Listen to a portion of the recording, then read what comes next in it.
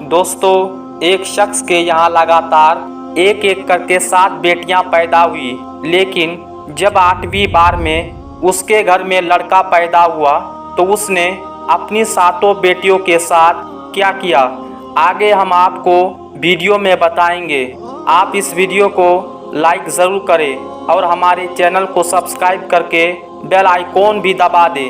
तो चलिए शुरू करते हैं। दोस्तों, एक शख्स के यहाँ एक के बाद एक 7 बेटियों की पैदाइश हुई। जब 8वीं बार में उसके घर में किसी बच्चे की पैदाइश का वक्त आया तो उस शख्स की मां ने ये कहते हुई बाहर निकली कि मुबारक हो, इस बार बेटा हुआ है। 7 बेटियों के बाद बेटा हुआ था।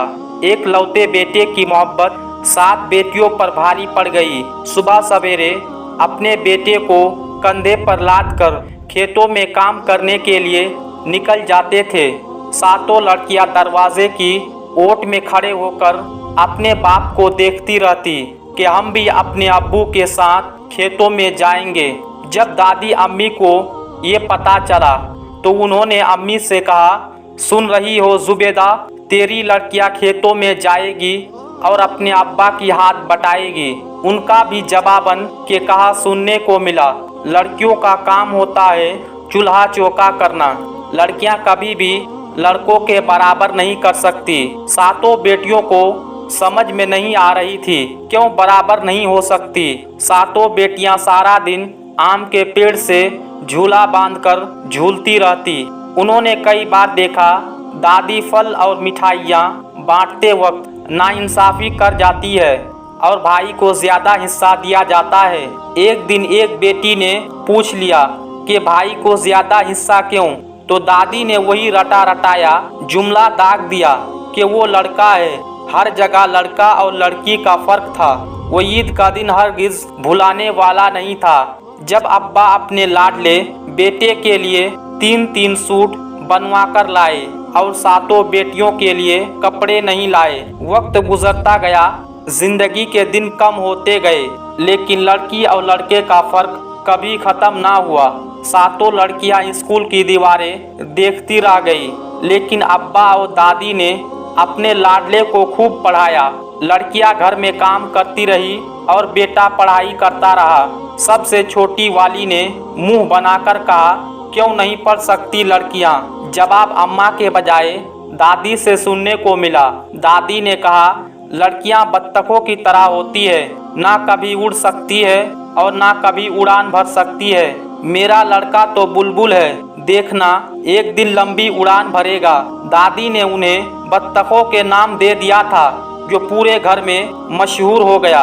अब तो पूरे घर में 7 को बत्तखों की टोली के नाम से याद किया जाता। अब्बा को एक बार पैसों की ज़रूरत पड़ी तो 7 बेटियों ने जमा किए हुए पुराने सिक्के अब्बा के सामने जाकर रख दिए। अब्बा बोले, मुझे तुम्हारे पैसों की ज़रूरत नहीं। बहुत कोशिश की, दुआएं की, मगर अब्बा के दिल पर लगा हुआ ताला कभी ना खुल सका। 7 मिलकर अब्बा की काम किया करती थी। कोई जूते पॉलिश करती, कोई उनकी पगड़ी को धोकर खूब चमकाती, कोई उनके वज़ू का लोटा हमेशा तैयार रखती। बदले में अब्बा ने उन्हें कभी एक नज़र हमदर्दी से नहीं देखा। वक्त गुजरता गया, एक एक करके घर का आंगन खाली होता गया। एक एक करके बेटियों की शादी होने लगी।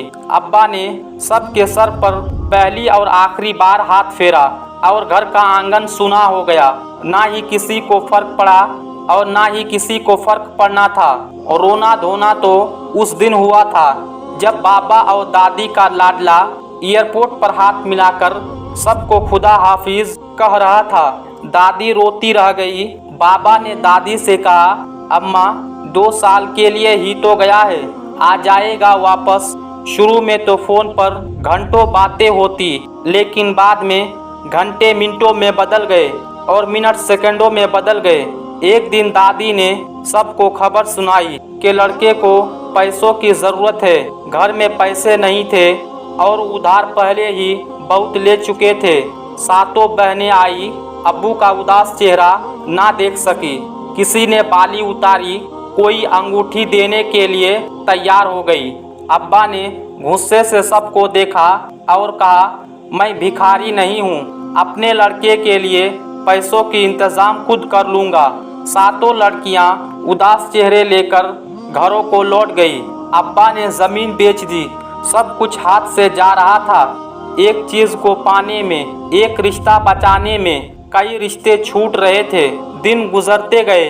दादी दरवाज़ा देखती रह गई। एक दिन बेटे ने बाप से कहा, अब्बा, मैंने यहाँ शादी कर ली है। दादी का दिल इससे ज़्यादा काम ना कर सका और बंद हो गया। दादी की मौत के कुछ दिन बाद अम्मा भी सब रुखसती ले गई, यानी अम्मा का भी इंतकाल हो गया। अब्बा घर के आंगन में तन्हा रह गए। वक्त ने उन्हें बूढ़ा कर दिया। आंखें बंजर हो गई। चमन गुजर चुका था। अब तो बरसों बीत गए। बेटियां आती और बाप को 2-4 लम्हे हौसला देती और अपने शौहरों के डर से पलट जाती।